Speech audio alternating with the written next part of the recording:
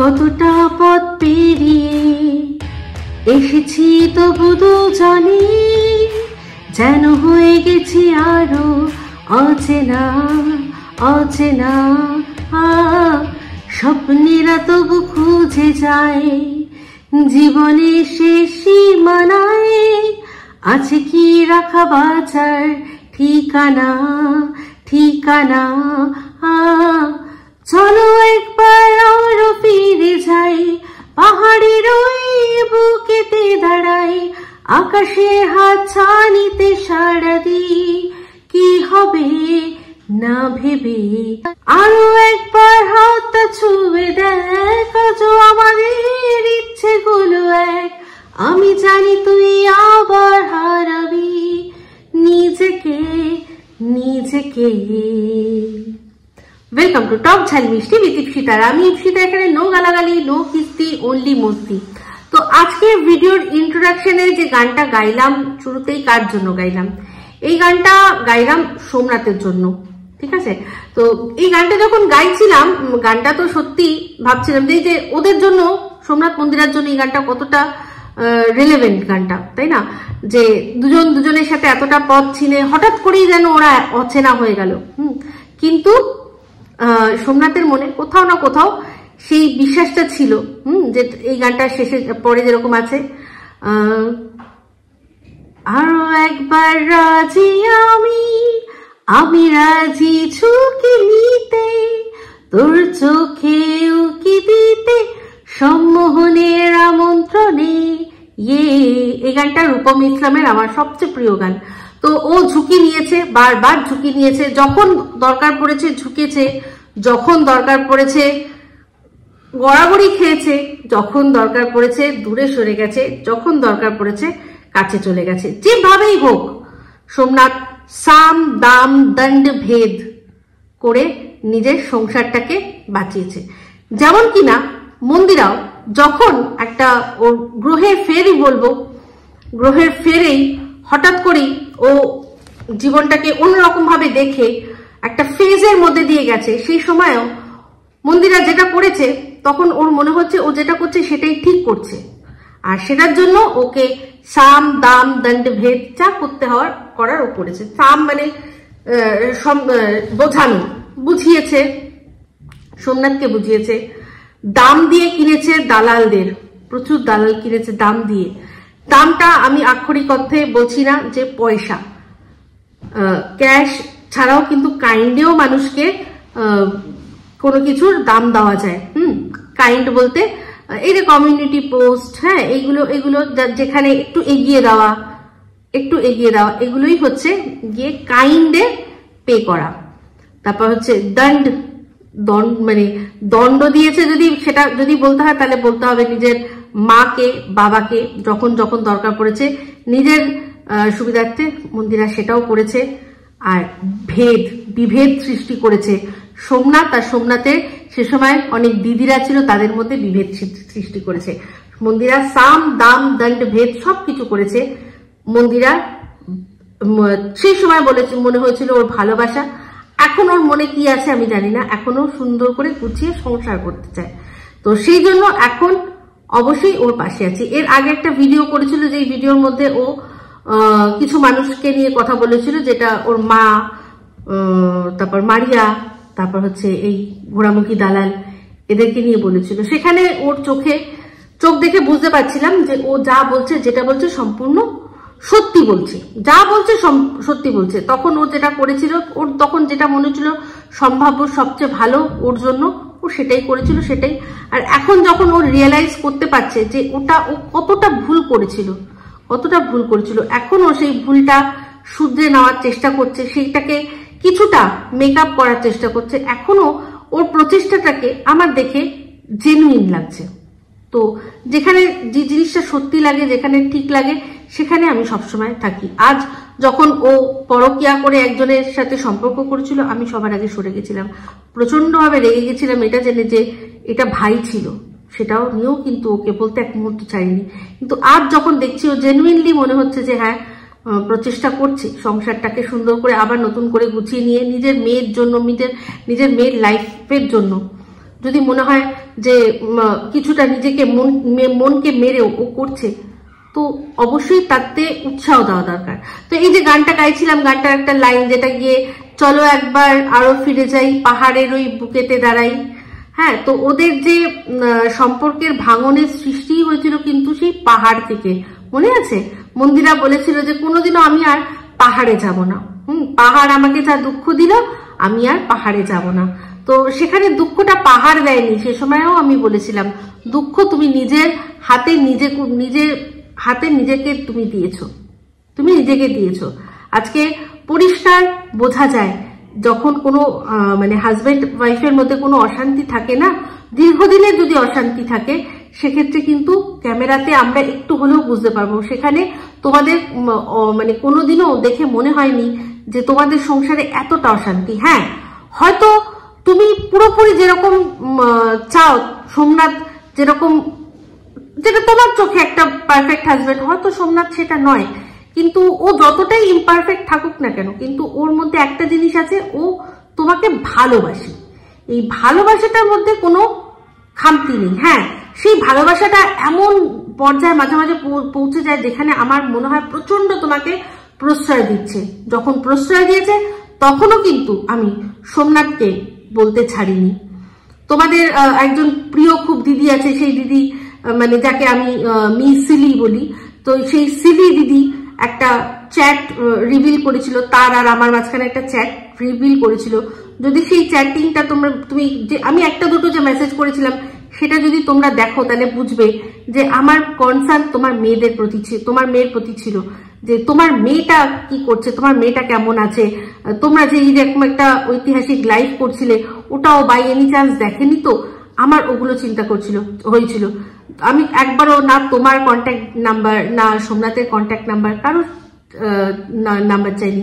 আমি শুধু বলেছিলাম যে সোমনাথকে বলো একদম কড়া হাতে নিজের সংসারকে নিয়ন্ত্রণ করতে, বউ যা বলবে সবকিছু শোনার কিন্তু কথা না। একটা পুরুষ তার স্ত্রীকে গাইড করবে, যদি ভালোবাসে তাহলে গাইড করবে, যদি ভুল দেখে গাইড করবে যে এটা কিন্তু তুমি ভুল করছো। ভালোবাসা আর প্রশ্রয় দুটো কিন্তু এক নয়, তাদের মধ্যে ফাইন লাইন না, বেশ বড় সড়ো একটা দেওয়াল আছে।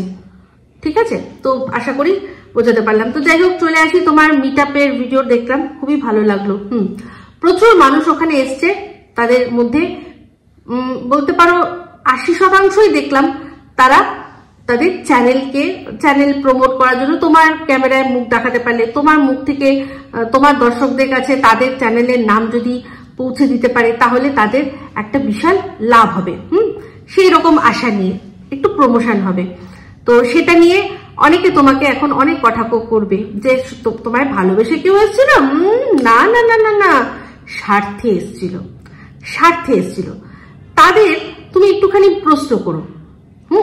তোমাকে তো তোমার যে দিদি, যে মণি, তোমাকে যে মণি বলে রাখতো, তুমি যে দিভাই যাকে বলেছো, সোনা দিদি, সেই সোনা দিদিকে জিজ্ঞাসা করো তো যে এই 4 লাখ সাবস্ক্রাইবারটা যদি তোমার বাদুরিয়ায় থাকাকালীন পূরণ হতো, আর তুমি তখন যদি মিট আপ রাখতে, এতগুলো মানুষ যারা নিজেদের চ্যানেলের স্বার্থেও তোমার কাছে এসছে, তোমার ক্যামেরায় মুখ দেখাবে বলে, তারা কি আসতো না? তারা কিন্তু আসতো না। ভালো করে জানো, তোমার চারপাশ কিন্তু খালি হয়ে গেছিল। তোমার শুধু কে ছিল না, সোমনাথ ছিল তোমার ফেরার অপেক্ষায় ছিল। তোমার ফ্যামিলি, তোমার শ্বশুর বাড়ির লোকরা তোমার পাশে কয়েকজন দেখেছি পিলারের মতো দাঁড়িয়েছিল। তার মধ্যে যার কথা না বললেই নয়, সে হচ্ছে তোমার শাশুড়ি মা। তোমার সবসময় তোমাকে সাথ দিয়ে গেছে, তাই তো? তো সে তোমার মেয়েকে রেখে হোক আর যেভাবেই হোক, তো সেখানে তুমি যদি তখন করতে, তখন কি এত লোক আসতো না? তারা মুখ দেখাতে হলেও আসতো না। আজ তারা এসছে কারণ এই মন্দিরের মধ্যে পজিটিভিটি আছে। সেই সময় তুমি যে ভিডিওগুলো করতে, ওই বাদুরিয়াতে কদিন যে ছিঁড়ে প্রথম খাওয়া দাওয়া, হ্যাঁ প্রথম গেলে যেগুলো হয় সেগুলো হয়েছিল। তারপর তো আস্তে আস্তে ওদের মুখের রং দেখেই আমরা বুঝতে পারছিলাম যে তোমাদের মধ্যে সম্পর্কটা কোন তলানিতে গিয়ে ঠেকেছে। সে সময় যদি তুমি মিট আপ রাখতে, আসতো এত লোক, নিজের চ্যানেল প্রমোট করতেও আসতো না। তোমার দিদি ভাই বলেছে না, সোনা দিদি ভাই বলেছে না যে তুমি বলেছো যে আমি গুছিয়ে তোদের মতো কন্ট্রোভার্সি করতে পারি না, তো সেই জন্য তোমাকে যদি এই কথাটা বলে, ভালো কোনোভাবে যদি বলে যে তোকে ভালোবেসে আসে, নিজেদের চ্যানেল গ্রো করতে এসছে, তখন বলো যে সেই সময় যদি আমার 4 লাখ হতো তাহলে কি এরা আসতো না। তারা এখন এই পজিটিভ মন্দিরার ক্যামেরায় এসে নিজেদের গ্রো করতে চায়। সে সময় তুমি ভালো করে জানো তোমার ভিডিওগুলো কেমন হচ্ছিল, মরা ঝিমানো। তো যাই হোক, পাদুরিয়ার কথা উঠলো যখন, তখন তোমার এই যে আরো আরেকটা যে বোন যে সম্পর্কটা, তাদের কথায় আসি। তাদেরও একটা ভিডিও দেখলাম, সেখানে বললে আমি পুঙ্খানু মানে লাইন টু লাইন বলতে পারি, বাট একটা কথা আমি বলবো তাদেরকে, এই কথাটা তুমি তাদের জিজ্ঞাসা করো। তারা ভিডিওর মধ্যে বলেছে একটাই কথা, যে আমরা তখন ওকে কোনো কিছুতে আটকাতে পারতাম না, আমরা জানতাম যে যেটা হচ্ছে একবারে তো কোনো কিছু বন্ধ করা যাবে না, আস্তে আস্তে আস্তে আস্তে ওটা বন্ধ হয়ে যাবে। তো সেই দিনটা তো এখন চলে এসছে। সত্যি তো আস্তে আস্তে আস্তে আস্তে তুমি অনেক দূরে চলে গেছো ওই সম্পর্কটা থেকে, তুমি নিজের সংসারে আবার ফিরে চলে এসছো। ওরা যেটা চাইতো সেটাই তো হয়েছে, তাহলে ওদের এত দুঃখ করার কি আছে? এত কান্না, এত দুঃখ, এত অভিমান কিসের? তার তোমাদের মধ্যে এত ভালো সম্পর্ক যখন, তখন তোমার এই বোনের বন্ধুকে দিয়ে কেন টাকার কথা বলতে হচ্ছে? যেখানে কিনা মারিয়ার মা বলছে যে তোমাকে নিজের মেয়ে বলে সে ভেবেছে, প্রথম থেকে মেয়ে বলে ভেবেছে। তো প্রথম না হয় প্রথম যদি না হোক, মেয়ের দিদি হিসাবে তো দেখেছে, তো তাকে তো বলতেই পারতো যে দেখ এরকম ভাবে তো চলা সম্ভব নয়, আমরা বরং আমাদের সংসারে যা আছে সব ভাগযোগ করে নি, হ্যাঁ আমাদেরই তো সংসার এটা, তুই আমাকে এইটা মূল্য ধরে দিয়ে দিস, বাদ বাকিটা আমি সংসার চালিয়ে নেবো, তাহলেই তো হতো। সেখানে পর ভেবেছে বলেই না একটা বাইরের ছেলেকে দিয়ে তোমার কাছে টাকার প্রস্তাব দিয়েছে। এখানেই তো পরিষ্কার হয়ে গেল, পরিষ্কার তোমার কথাতেই পরিষ্কার হয়ে গেল যে ওরা তোমাকে কতটা আপন ভেবেছিল। তো তুমি তোমার ভিডিওর মধ্যে দেখলাম অনেক বড় মন করে বলেছো যে হ্যাঁ তোমরা আমাকে আশ্রয় দিয়েছিলে, আমি অস্বীকার করছি না, 21 দিন তোমরা তোমাদের বাড়িতে আমাকে রেখেছো। তো এই কথাটার সাথে সাথে তুমি যেহেতু ভালো করে কন্ট্রোভার্সি করতে পারো না, তো তাই জন্য তোমাকে একটু বলে দিচ্ছি, তাদের তুমি বলো যে আমি কি আশ্রয়টা তোমাদের বাড়িতে গিয়ে চেয়েছিলাম?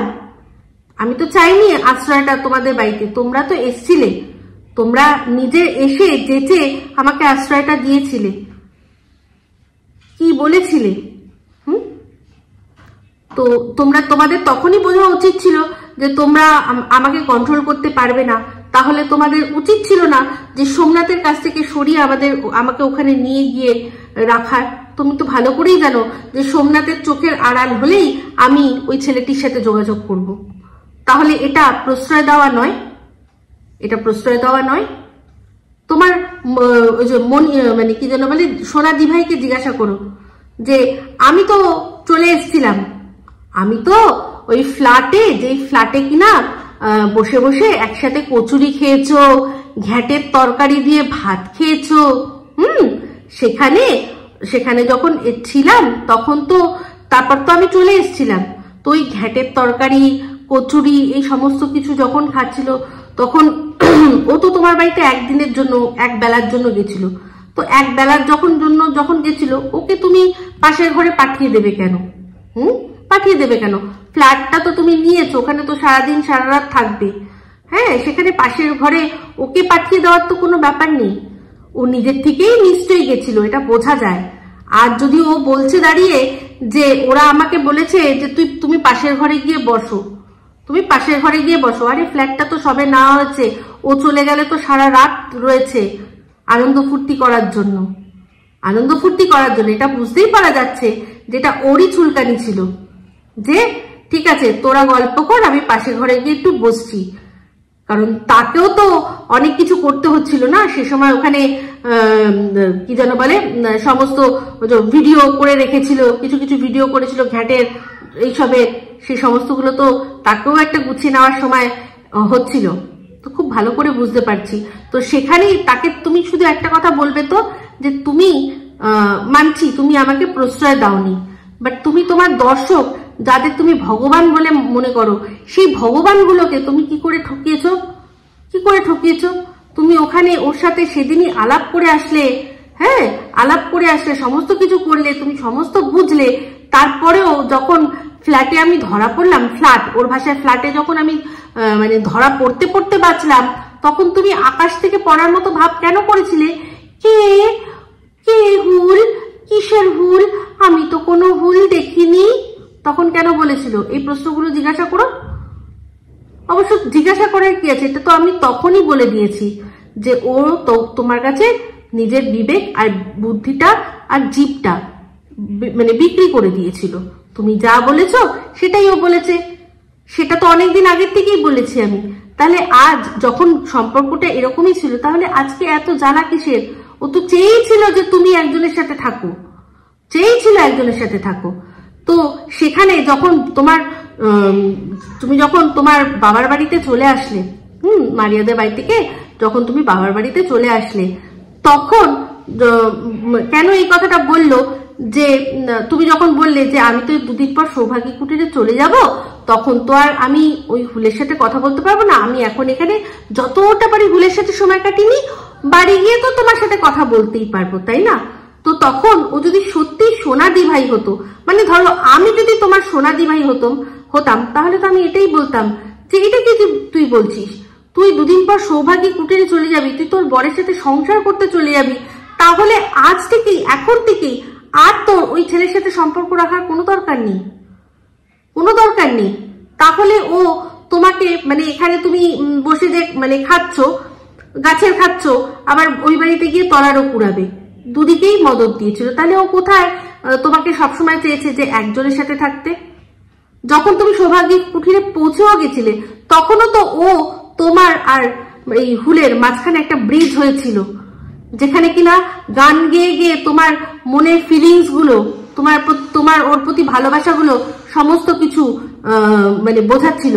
ও তোমাকে পুরনো ভিডিও দেখতে বলেছে না, যে আমি তো অনেক কথা ক্যামেরা ওপেন ক্যামেরাতেই বলেছি এই মারিয়াদের সম্পর্কের কথা, মারিয়াদের বাড়ির কথা। তাহলে তুমিও পুরনো ভিডিওতে গিয়ে বলো তো যে তাহলে দিদি এই গানগুলো কেন গিয়েছিলে?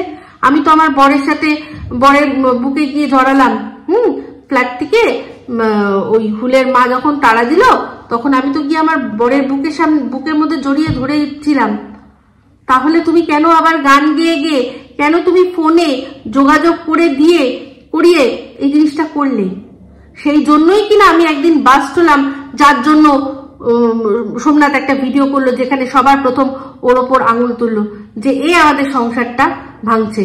আর আঙুল তোলার আগের থেকেই তো আমি বলে দিয়েছি, ওই গান শুনেই আমি বুঝিয়ে গেছি যে এখনো পুরনো ভালোবাসাটাকে জিইয়ে রাখছে। তাহলে এই প্রশ্নগুলো করো। তো যাই হোক, চলে আসি তোমার মিট আপের। তো দেখলাম সবই ভালো লাগলো, বললাম খাওয়া দাওয়ার ব্যবস্থা করেছো, খুব ভালো লেগেছে, দূর দূরান্ত থেকে মানুষ এসছে, দুটো ভাত খাইয়ে পাঠিয়েছো না, সত্যি কথা বলতে অনেক আশীর্বাদ পাবে। তো এবার হচ্ছে গিয়ে চলে আসি তোমার বিস্ফোরক যে ভিডিওটা। আজকে এই যে শ্রেয়ার বিষয় কথাটা তো তুমি ওকে বিশ্বাস করে বলেছিলে, তাহলে এই কথাটা কেন ও সবার সামনে রিভিল করলো? শ্রেয়ার কোনো মানে কি জানো, মানে শ্রেয়ার কোনো গোপনীয়তার রক্ষার ব্যাপার নেই। শ্রেয়া তো খুব গোপনে এই কাজটা করেছিল, আজকে সবাইকে যে বলে দিল। এরকম অনেক কথাই তুমি ওর সম্পর্কে, নানান জনের সম্পর্কে বলেছো, সেগুলো সব একটার পর একটা রিভিল করছে, যেগুলো কোনো ভিডিওতে দেখা যায়নি। আমরা কোনো ভিডিওতে দেখিনি যে শ্রেয়া তোমাকে মদত করেছিল। তো সেখানে শ্রেয়াকে তুমি নিশ্চয়ই তো তার গোপনীয়তা রক্ষা করার আশ্বাস দিয়েই ওকে দিয়ে কাজটা করিয়েছিলে, না হলে 5,000 টাকা তুমি একজনকে দেবে ও থ্রু দিয়ে। ও তো নিশ্চয়ই এখানে কোনো কমিশন বা কাট রাখেনি, তুমি নিশ্চয়ই 5,500 টাকা দিয়ে ওকে 500 টাকা দিয়ে আর রেখে বাদ বাকি 5,000 টাকা কাউকে ট্রান্সফার করতে করনি তো। ও তো তোমাকে ভালোবেসেই কাজটা করেছে। তাহলে বলো, আজকে সবার সামনে ছোট হচ্ছে মেয়েটি তোমার জন্য, এটা কি ঠিক হচ্ছে?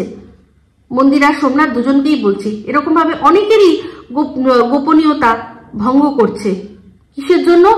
একটা ইনসিকিউর মেন্টাল পার্সন, যে কিনা মানে পাগল হয়ে যায়, তার সাথে কোনো মানুষ কথা বলে যদি যোগাযোগ ছিন্ন করে দেয়, সে পাগল হয়ে যায়। আমার সাথে হয়েছে। তুমি কি আমার ঘটনাটা কিছুই জানো না? আমার সাথে, আমি ওর সাথে কোনো কিচ্ছু খারাপ এমন কিছু করিনি। শুধুমাত্র ওর ফোনটা ধরতে পারিনি, ওর মেসেজের উত্তর দিইনি, সেই জন্য সব লোক লাগিয়ে আমাকে জনসমক্ষে ছোট করেছে, যার জন্য এখনো আমাকে অনেক ছোট বড় কথা শুনতে হচ্ছে। তো তুমি কি এটা তখন তুমি বুঝলে না যে এই কিরকম ধরনের মেন্টাল পেশেন্ট? তোমার তো বোঝা উচিত ছিল, তুমি তো বুদ্ধিমতী বলে আমি জানি। তো যাই হোক, আমি এটুকুই বলবো মন্দিরাকে আর সোমনাথকে, আর যদি বাই এনি চান্স রাহুলও যদি আমার এই ভিডিওটা দেখে তাহলেও বলবো যে তোমাদের হাতে যথেষ্ট পাওয়ার আছে এই ক্ষেত্রে, তোমাদের গোপনীয়তা ভঙ্গ করা হচ্ছে, দেশের আইন আছে, সেই আইনটাকে কাজে লাগাও। সোমনাথকে একটা কথা বলবো, সোমনাথ যদি সত্যি বউকে ভালোবাসো, বউ যেটা করেছে সমস্ত কিছু তুমি ক্ষমা করে দিয়ে আবার নতুন করে সংসার করছো তো, আবার হাতটা ধরেছো তো, সময় তোমার বউয়ের এমন কিছু কার্যকলাপ যার জন্য তোমাদের সারা পরিবারের সম্মানহানি হয়েছে, কিন্তু এবার যখন তুমি আবার নতুন করে সৌভাগী কুটিরে ওকে নিয়ে আবার সংসার করছো, এবার কিন্তু ওর মান সম্মান বজায় রাখার দায়িত্ব তোমার ওপর। তাই আমি চাইবো, আর আমার সাথে সাথে আমার প্রচুর দর্শকরা আছে যারা কিনা কমেন্টের মাধ্যমে বলছে যে তুমি কিন্তু প্লিজ স্টেপ নাও, একটা FIR করো। আমি কি করতে হবে না করতে হবে এটা নিয়ে আলাদা একটা ভিডিও করে দিয়েছি, তোমাদের মেনশনও করা আছে, তোমরা প্লিজ সেই ভিডিওটা দেখো, দেখে প্লিজ স্টেপ নাও। এবার উচিত সবাই মিলে ওকে থামানো, কারণ ও সত্যি বলছি ও মানসিক রোগী। কন্ট্রোভার্সি সবাই করে কিন্তু ওর মতো না।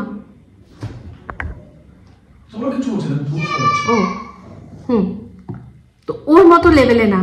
তো সেখানে যাদের যাদের সাথে অন্যায় করেছে তাদের হাতে কিন্তু, আচ্ছা তোমাদের কাছে তো একদম তোমাদেরকে ওপেন প্ল্যাটফর্মে ব্ল্যাকমেল করেছে, এখন আর ব্ল্যাকমেলও না, যা যা আছে সমস্ত কিছু রিভিল করছে। তো অবশ্যই তোমাকে মানে এটা বলবো যে স্টেপ নাও, মন্দিরা সোমনাথ দুজনকেই বলবো। আর তার সাথে সাথে রাহুল যদি দেখে থাকে, তারও একটা ফিউচার আছে, তারও উচিত বাই এনি চান্স এই মহিলা কোনদিন পাগল হয়ে এমন কোনো ছবি সামনে এনে দিল, তখন কিন্তু কিছু করার থাকবে না। একবার যখন সোশ্যাল মিডিয়া আসবে সবাই তাদের যে যার ফোনে সেটাকে সংগ্রহ করে নেবে, তখন কিন্তু হাতের বাইরে চলে যাবে। আমি আবারও বলছি, রাহুল তোমারও জীবন আছে, তোমারও লাইফ আছে, পরবর্তীকালে চিন্তা করো। এই ধরনের ছবি পরবর্তীকালে তোমারও নিশ্চয়ই বিয়ে থাওয়া হবে, তারপর তোমারও নিশ্চয়ই বেবি হবে। তো সে যখন দেখবে এরকম একটা ছবি, তাহলে ভাবো কিরকম লাগবে। আর সেম মন্দিরা সোমনাথকে বলছি যে এখন হাতের মধ্যে আছে, তোমরা স্টেপ নাও, নিয়ে ও বাধ্য হবে ওর ফোন থেকে সমস্ত কিছু ডিলিট করতে। প্রশাসনের সামনে তাদের মানে হস্তক্ষেপে এই জিনিসটা হবে, কিন্তু সেই জায়গাটা করো, বারবার বলছি করো। আর প্লিজ থামাও, সবাই মিলে থামাও, কারণ এ হেলদি কন্ট্রোভার্সি বা সমালোচনা করতে জানে না, করে না। ও শান্তভাবেও যদি বলে, নিজেকে সংযত রেখে ভাব দেখায়, কিন্তু সেটা সংযত থাকে না, সেটা আরো বেশি হয়ে যায়। মন্দিরাকে হেসে হেসে আজকে যেভাবে ছোট করেছে, যে নোংরা ভাষা ব্যবহার করেছে, সোমনাথ তোমাকে বলছি, তোমার বউ এখন সর্বান্তকরণে তোমার সংসারে মন দিয়ে সে তার কাজ করছে, সে স্ত্রী ধর্ম, মাতৃধর্ম, একটা বৌমার যা কর্তব্য সমস্ত কিছু করার চেষ্টা করছে। তোমার উচিত আজকে তাকে বাইরের এরকম কোনো অসভ্যতামির হাত থেকে এবার রক্ষা করা। তাই প্লিজ এটা করো, ঠিক আছে? তো যাই হোক, এই ভিডিওটা আমি এই অবধি রাখছি। যদি ভালো লাগে তাহলে অবশ্যই লাইক, শেয়ার, কমেন্ট করতে ভুলবেন না। আর যারা চ্যানেলটা সাবস্ক্রাইব করেনি তারা সাবস্ক্রাইব করে নেবেন। সবাই ভালো থাকবেন, সুস্থ থাকবেন। আবার আসছি খুব শীঘ্রই একটা নতুন ভিডিও নিয়ে। Me Ipsita signing off, love you all. আর মন্দিরা তুমি যেটা বললে সেটা মোটামুটি সবাই জানি, আমরা সবাই জানি, এটা অবাক হয়নি, আমরা কেউ অবাক হয়নি, মানে আমি তো অ্যাটলিস্ট অবাক হয়নি, জাস্ট শিলমোহরটা পড়ে গেল। আর এটা দরকার ছিল, কারণ হচ্ছে গিয়ে কি বলতো, অতিরিক্ত বার বেড়ে গেছে। এবার ওকেও ওর ওষুধটা খাইয়ে দেখানো উচিত। ও যে ওষুধটা অন্যের ওপর প্রয়োগ করে, সেই ওষুধটা ওকেও খাইয়ে দেখানো উচিত যে ঠিক কতটা তিতো, তাই না? তাই ঠিক করেছো, চলো টাটা।